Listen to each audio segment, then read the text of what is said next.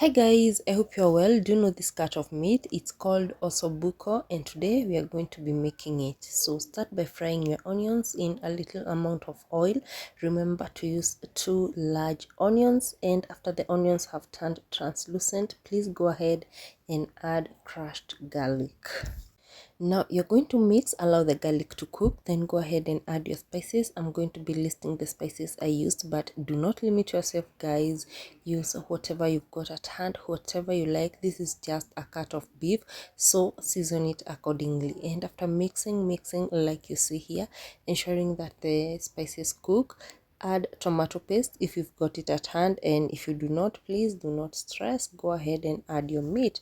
This is the cut of meat that I was using, ossobuco.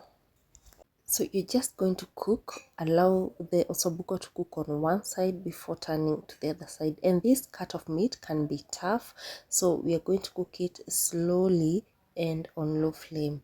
So just add all your pieces, and then you're going to cover and leave that for a few minutes to cook for a few minutes. This allows the spices to penetrate into the meat well before adding in any other veggies. And go ahead now and turn to the other side. Like you see the first side looks like it's coated with the spices. So now just go ahead and turn to the other side like you see me doing here. Now here I have blended 3 large tomatoes, dania, and also hoho. And after blending, just go ahead and add that mixture into the meat that's cooking on the pot, and you're going to season accordingly and then cover and allow that to cook. But before you do that, guys, please remember to add rosemary if you've got it at hand. It is very good for tenderizing meat, so I just like to add it to my ossobuco. And also remember to add carrots, and you're going to just add that in, mix, then cover and allow this to cook. So guys, these are everyday recipes. You do not have to stress about following any procedure, following anything. No, just use whatever you've got at home. This is just an idea that I'm sharing with you, just to help you on days when you do not have any idea on what to cook. Guys, this is the meat. Look at that. And guys, like you have realized, these are 2 different videos. I did the first full video and I lost the footage, so I have half the footage from the old video, and now this is now the first video that I had done.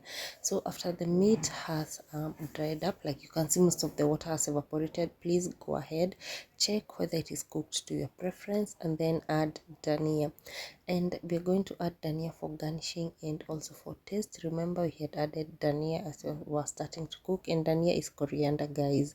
So you're just going to allow that to steam for a few minutes. And one more thing, towards the end of this video I'll be showing you that I added soy sauce. Soy sauce is just for color and for taste, so just go ahead, add a few drops of that, mix, and then allow this to cook for like a minute, and your ossobuco is ready.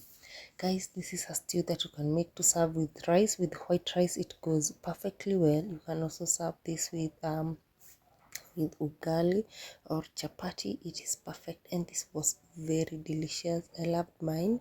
I hope you give this recipe a try. Support this channel, guys, and let me know what videos you'd like to see in the future. Otherwise, thank you so much for watching and for supporting this channel, guys. We are at 35,000 subscribers. I do not take it for granted. And here is the meat, looking lovely. It was so tender, so delicious. I hope you try. Bye bye.